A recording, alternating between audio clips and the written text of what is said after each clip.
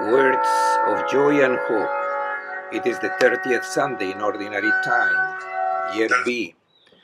The Gospel of Mark, chapter 10, verse 46 to 52, and the commentaries by Father Fernando Armelini. A good Sunday to all. In the Gospel of Mark, we have a central part where Jesus tries to open the eyes of his disciples. Their eyes were closed, and therefore they wanted to continue dreaming in their glory. Jesus, on the other hand, wants them to open their eyes to show them their true identity, the one who is going to donate his own life.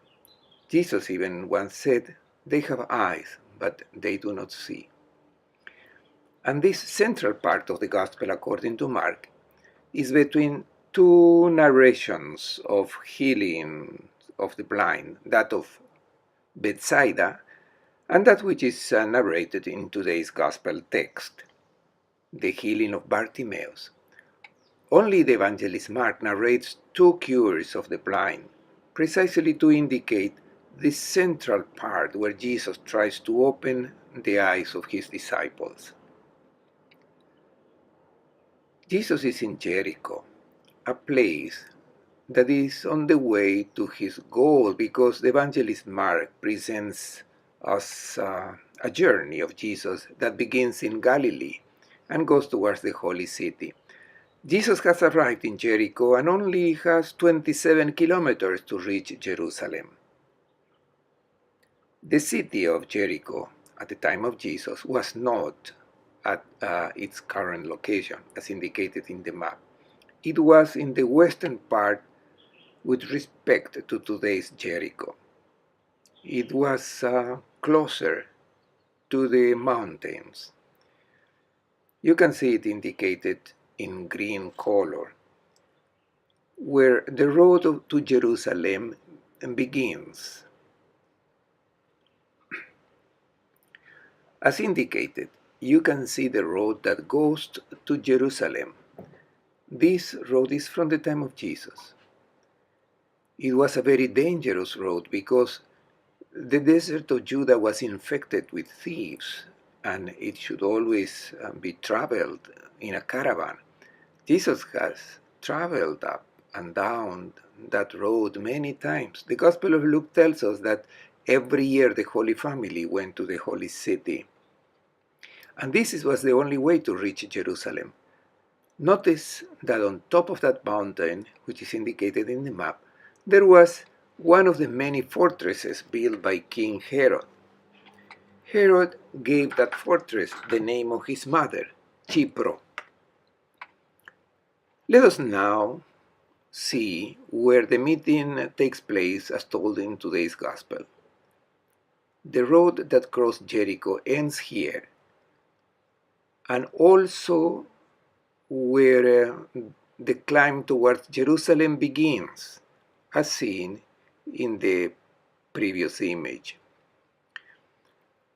And for the beggars, the exit from the city of Jericho was the ideal place to implore the help of pilgrims, and the pilgrims were well disposed because it was the time of Easter and it was obligatory to give alms to the poor.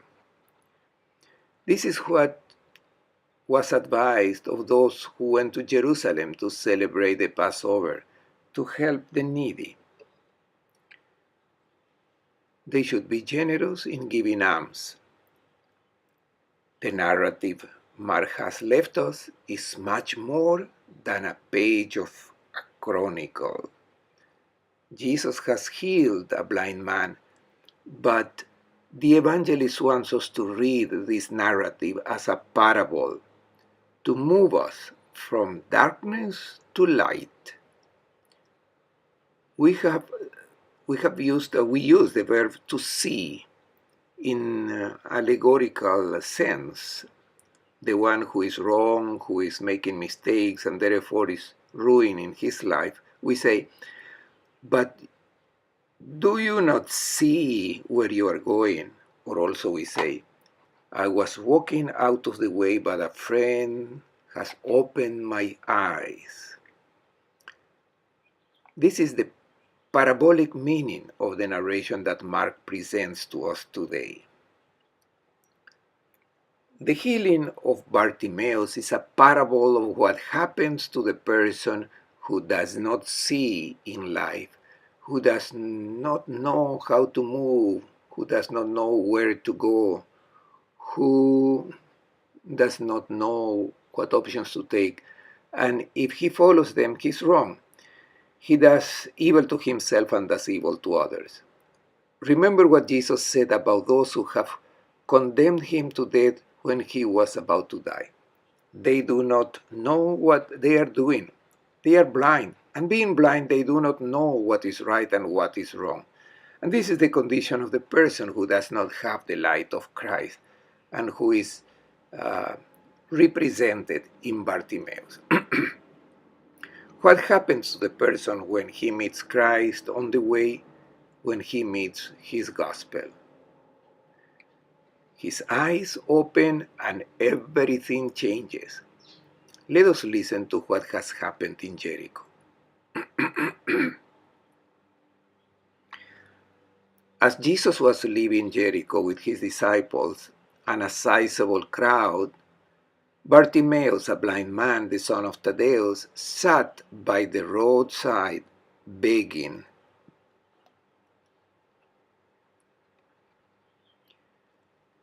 When Jesus heals the sick, he does not mention the name of those who are healed. But here it is mentioned that his name is Bartimaeus. Actually, this blind man has no name, but only a last name. And this is for us to understand the symbolic meaning of this character. It is said that he is called Bartimaeus, son of Timaeus. Son of Timaeus is a translation of Bartimaeus.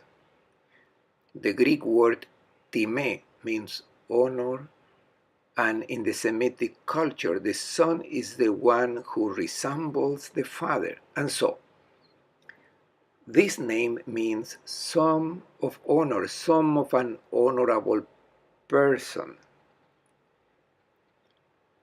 Here is the mistake of the disciples, for whom to live is to receive honors, to have prestige, to have power. If we are Bartimaeus, some of those who want to be honored, of those who pursue prestige, we are blind. We walk in blindness. In Bartimaeus, we can observe the characteristics of the people who do not see in life. The first characteristic is sitting down. To live is to move, project, build, cultivate ideals, but Bartimaeus instead of living, vegetates, does not move. He repeats like an automaton the same gestures every day. He's always in the same place and asks for alms and be content with what he needs for his biological life. He's not living, he's vegetating, he's surviving, he's sitting. The second characteristic of people who do not see, they are out of the way. Parates hodon, out of the way. They are outside the history of those who build the kingdom of God, the new world. They do not do anything. They are out of the way. They do not build a life that lasts for eternity. That is, by donating it for love. It represents people who have not yet been enlightened by the gospel and by the light of Easter. They do not walk towards the goal. They stay snooping and wrapped in the perennial happening of being born, live, die. Third characteristic, he's a beggar. We can imagine Bartimaeus satisfied with the alms he receives. The blind spread their clothes under their knees and waited for alms, for what is given to them. Their head down towards the ground, towards that little bit of good that can help the biological life, and be satisfied with that. If we live only for that, we are really content with very little things. These are not bad things, but they are things that we have, that we leave behind here at the end of our lives. But does a life like that make sense? We are not made to survive, to vegetate.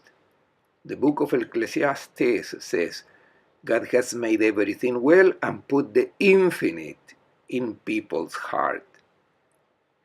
We cannot just content ourselves with this life. What is salvation all about? It consists in looking up from those arms, in looking up, in giving meaning to our existence. And this can only happen if the encounter with Christ, who offers us the light. And let us listen to the narration.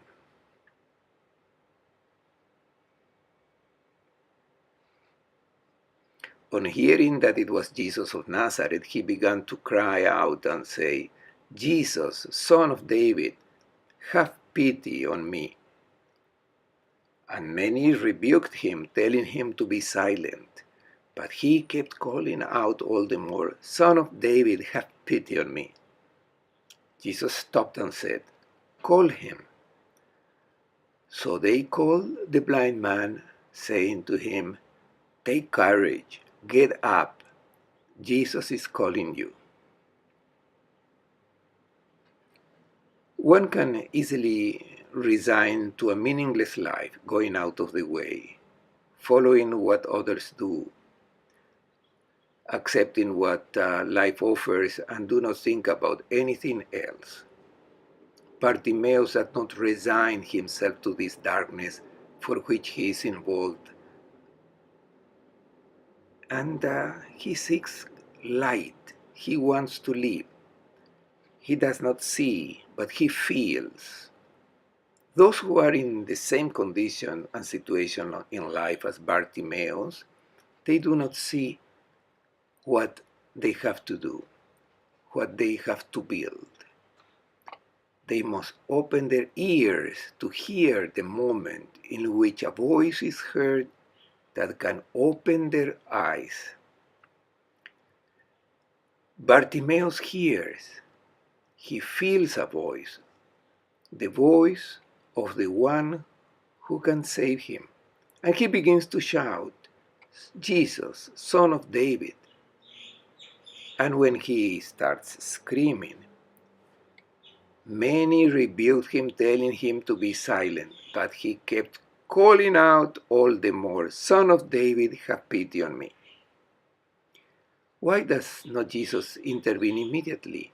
The street is very narrow, and see, Jesus can hear him screaming. Bartimaeus is just nearby. Jesus can hear him screaming. This scene is built by Mark as a catechesis. We will examine this in detail. We will examine this, and first of all, it means that whoever expresses his inner anxieties and starts screaming certainly finds difficulties. The incomprehension, the opposition, when you begin to reflect and wonder in what you are doing, makes sense.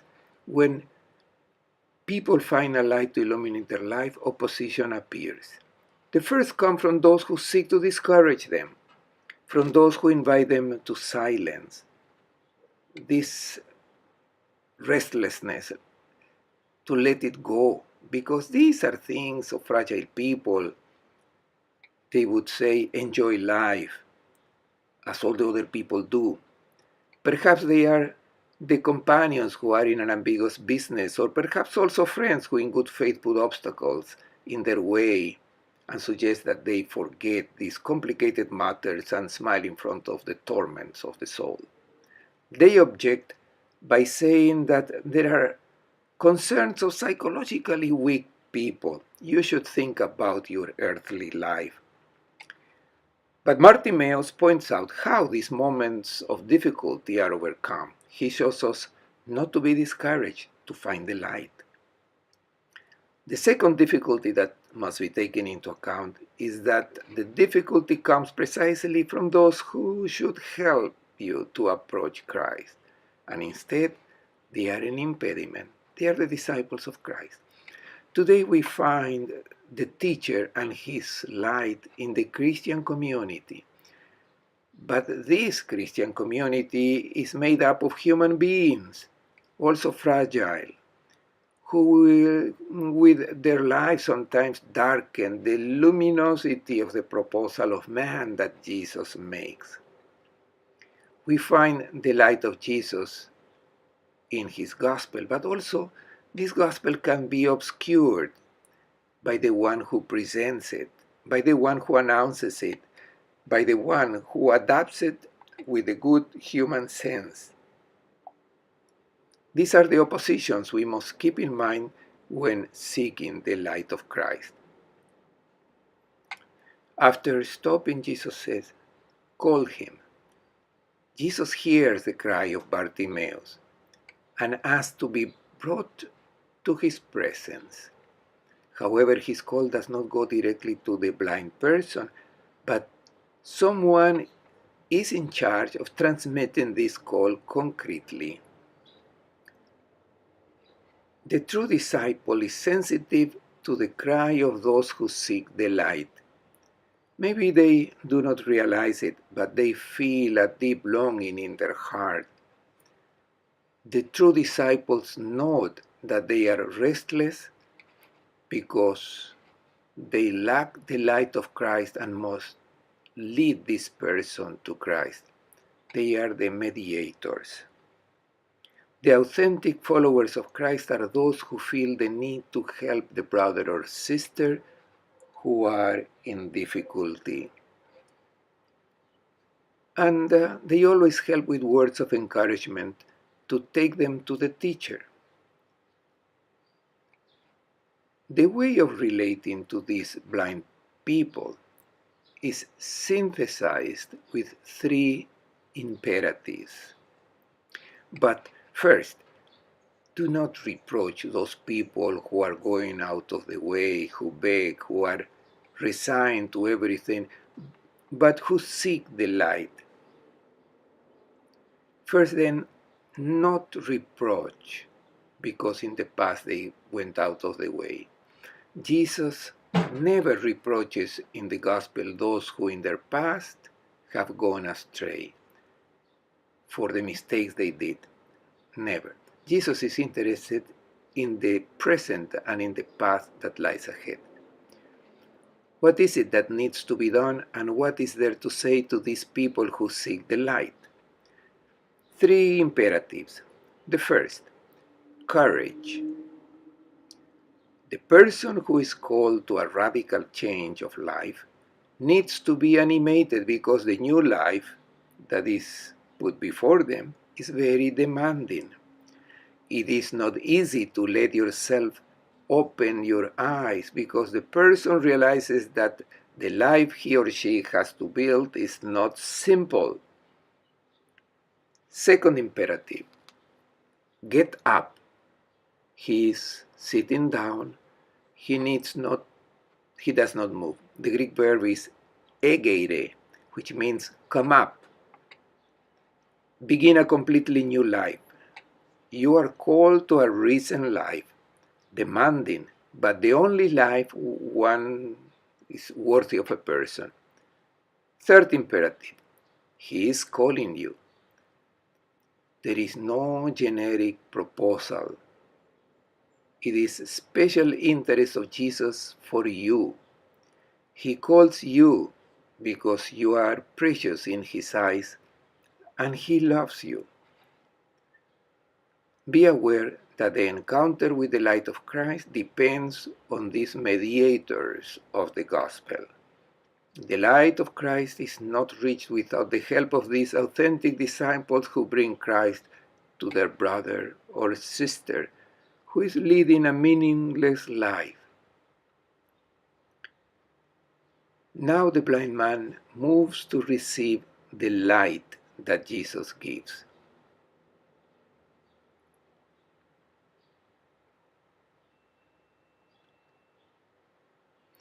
He threw aside his cloak, sprang up, and came to Jesus. Jesus said to him in reply, "What do you want me to do for you?" The blind man replied to him, "Master, I want to see." Jesus told him, "Go your way. Your faith has saved you." Immediately he received his sight and followed him on the way.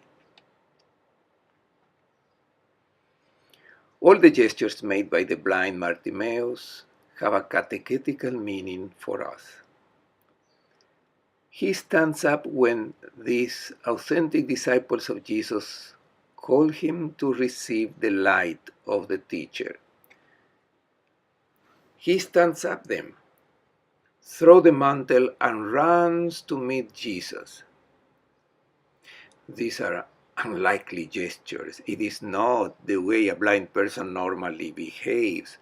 The most logical thing would be to wait, and he would put his cloak on his back and then be accompanied slowly, holding hands, with uncertain steps to go where Jesus is.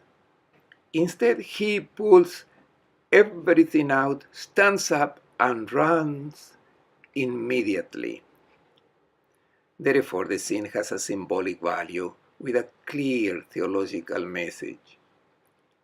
Bartimaeus throws off the mantle along with the little alms he has collected. He does not care anymore about that. This indicates the complete, decisive, and radical detachment to the life that he had lived until that moment.